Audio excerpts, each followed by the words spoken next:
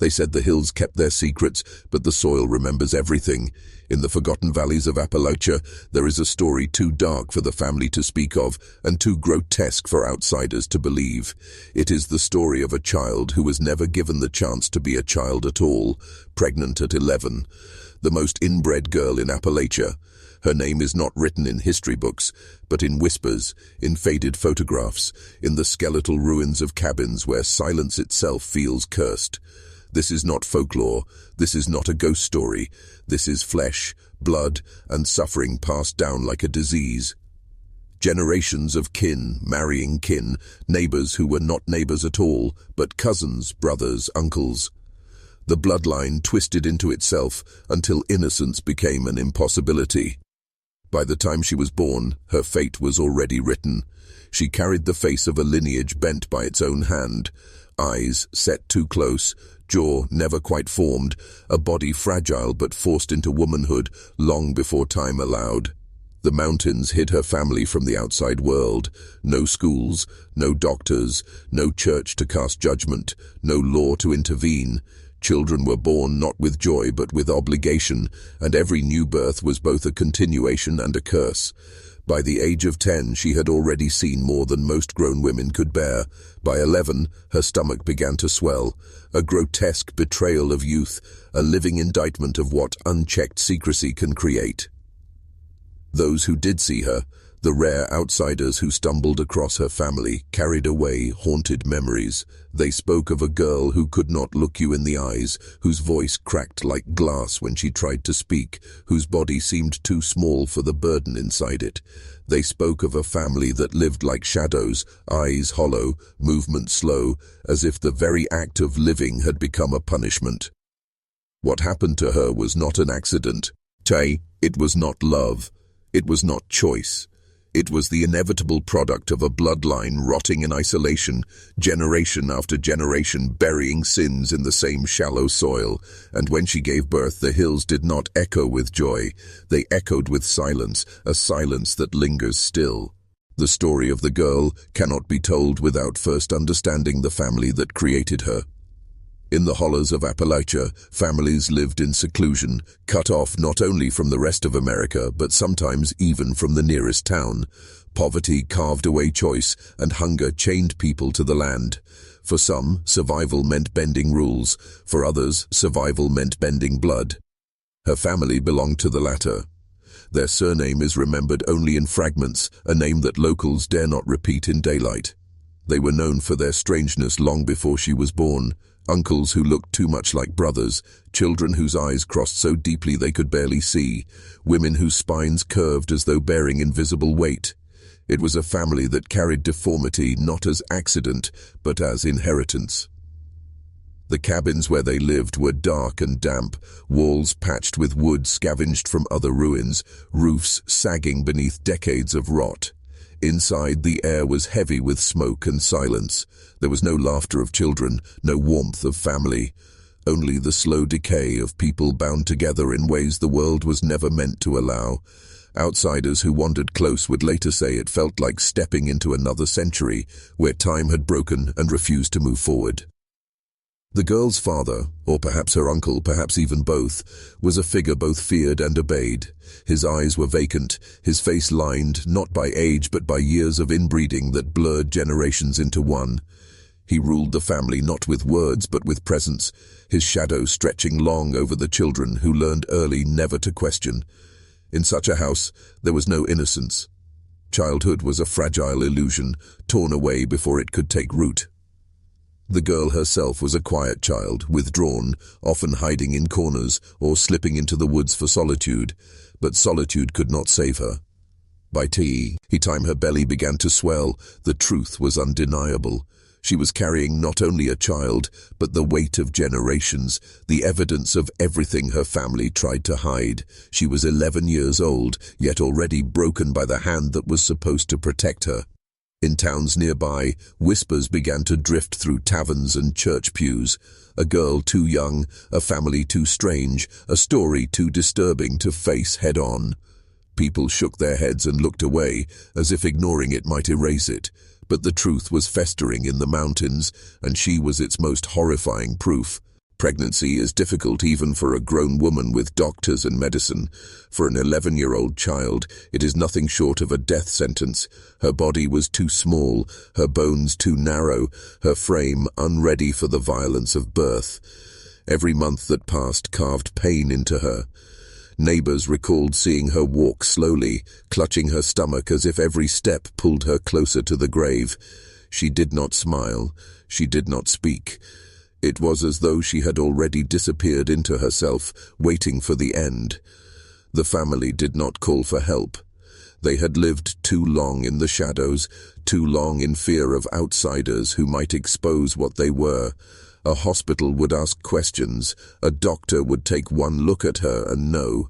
So she suffered in silence, hidden within the collapsing walls of her home. The screams of childbirth that should have been heard by nurses and midwives echoed instead off the wood and stone of a shack deep in the Appalachian woods. When the child came, it was not celebrated. There was no blanket, no crib, no lullaby, just another mouth in a family already starving. The baby, like its mother, bore the unmistakable marks of a lineage cursed by repetition, small, frail, with features that mirrored the deformities of those who came before. In that moment, what should have been life became another monument to decay. The girl herself was left weaker than ever. 11 years old, with a body torn apart by something she was never meant to endure. Some say she barely survived the birth, others that she walked again but never truly recovered.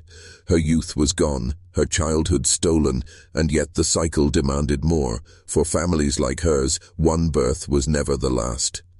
But this was not just her tragedy. It was an indictment of a region's neglect, of a nation that turned its back on its forgotten corners. Appalachia was left to rot in poverty, its people abandoned, its darkest stories festering where no light could reach. The girl's suffering was the product not only of her family's choices, but of the silence of those who should have intervened. She was both a victim of blood and a victim of indifference, and the hills kept their silence, swallowing the cries of a child who was never allowed to be one. In the years that followed, the girl's story spread only in fragments. No newspapers carried her name, no court records preserved her suffering. Instead, the tale survived in whispers, passed from mouth to ear in small towns that circled the mountains. A warning, a rumor, a half-remembered truth too disturbing to be spoken aloud for long. Some said she died young, her body unable to endure the strain. Others swore they saw her years later, wandering with eyes that never met another's gaze, carrying the hollowness of someone who had lived too much too soon. What makes her story haunting is not only what happened to her, but how common it may have been. Appalachia has always been a land of isolation, where roads end and communities fold in on themselves. Poverty was not just an inconvenience, it was a trap. Families too poor to leave, too ashamed to seek help, too bound by fear to allow outsiders in. In such places, cycles repeated endlessly. A daughter became a mother before she could play, and a child became both sibling and cousin at once. The bloodline shrank into itself like a snake devouring its own tail. The most chilling part is the silence that surrounded her. People knew, neighbors suspected, strangers who crossed paths carried unease back to their towns, yet no one acted. To intervene meant confronting not just one family, but the uncomfortable truth about a region America preferred to forget. It was easier to call it rumor, easier to pretend such things did not happen, than to admit they did. And so she remained a ghost, even in life. A figure caught between shame and denial, her body carrying the evidence of a horror no one dared acknowledge. Photographs from that time, if they exist, have long since been hidden, tucked into drawers or burned in quiet shame. But the memory lingers in the soil, in the stories grandparents mutter when the room grows quiet, in the way the mountains seem to watch with eyes carved from stone. Her story is not unique, it is one of many. The difference is that hers surfaced just enough to terrify those who heard it, then sank again into the dark river of forgotten history. And that is perhaps the cruelest fate of all, to suffer unimaginably and to vanish as though it never happened. By now you may be wondering how such a story could survive only in fragments, how a tale so grotesque could ripple through time without leaving behind a trail of documents, headlines, or trials. The truth is simple, and it is chilling. Families like hers were hidden not only by geography, but by shame. They buried their own history, and outsiders, those who might have told the world, chose instead to look away. This silence is why her story feels less like history and more like a haunting. She becomes an echo, a symbol of what happens when humanity corrodes under pressure, when poverty and secrecy intertwine to create something monstrous. The details blur because no one wanted them remembered clearly. The family itself resisted questions, and those who asked too much were quickly silenced with stares that chilled bone. And yet the essence of her tragedy is undeniable. An 11-year-old girl carrying a child not by love, not by chance, but by the crushing inevitability of inbreeding and abuse. Her story lives on not in dates or names, but in the horror it inspires. Even the vaguest retelling is enough to leave a mark, to remind us of what can fester in the corners of society we refuse to see. It is here that I must pause and ask you directly. If you're still watching, you're already braver than most. Tell us in the comments, what would you have done if this was your bloodline? Would you have broken the cycle, or would you have turned away like so many others did? The uncomfortable truth is that the girl's fate was never hers to choose. She was born into a family already broken, into a world already poisoned. Her body became the vessel of sins that began long before her birth, and her suffering was the final product of a machine that no one dared to stop. In the dark corners of Appalachia, she was not alone. There were others, other families caught in the same spiral of poverty, isolation, and taboo. Her story simply surfaced high enough to pierce the veil of silence, if only for a moment. But imagine how many others never did. Imagine how many children lived and died in those mountains, their names never spoken, their pain erased by time. The hills of Appalachia do not easily give up their secrets. For generations, these mountains have been both protector and prison, shielding families from the eyes of the outside world while trapping them within their own cycles. The girl's story is one thread in a much larger tapestry of silence and survival, woven from poverty, neglect, and bloodlines that twisted inward until there was no escape. To understand her tragedy is to understand the nature of isolation. When communities cut themselves off, whether by choice or by necessity, the rules of the outside world no longer apply. Law becomes suggestion, morality becomes blurred, and necessity reshapes itself into justification. In such places, love is not what binds families together. Fear is, and fear was the soil from which her suffering grew. Locals knew better than to ask too many questions. The family's cabin, hidden deep in the trees, was spoken of in tones reserved for haunted places. Children were warned not to wander near it. Adults passed along warnings disguised as gossip. Everyone knew something was wrong, but no one dared step closer. It was easier to let the hills consume the story than to risk dragging it into the light. The girl's silence in those years says as much as her suffering. No testimony, no confession, no cry for help has survived. Perhaps she was too young to understand. Perhaps she was too broken to try. Or perhaps she knew that even if she screamed, no one would come. That knowledge, that crushing certainty of abandonment, may have been the heaviest burden she carried. What remains today are only fragments. A family name that has nearly disappeared. A few whispered descriptions of her face, her frail body, her vacant eyes, and the horror of her pregnancy at 11, the ultimate proof of what isolation and denial can create. She stands as a symbol not just of one family's sickness, but of a society's refusal to intervene, of a world that would rather let its forgotten children rot than face the discomfort of their existence. The mountains are quiet now.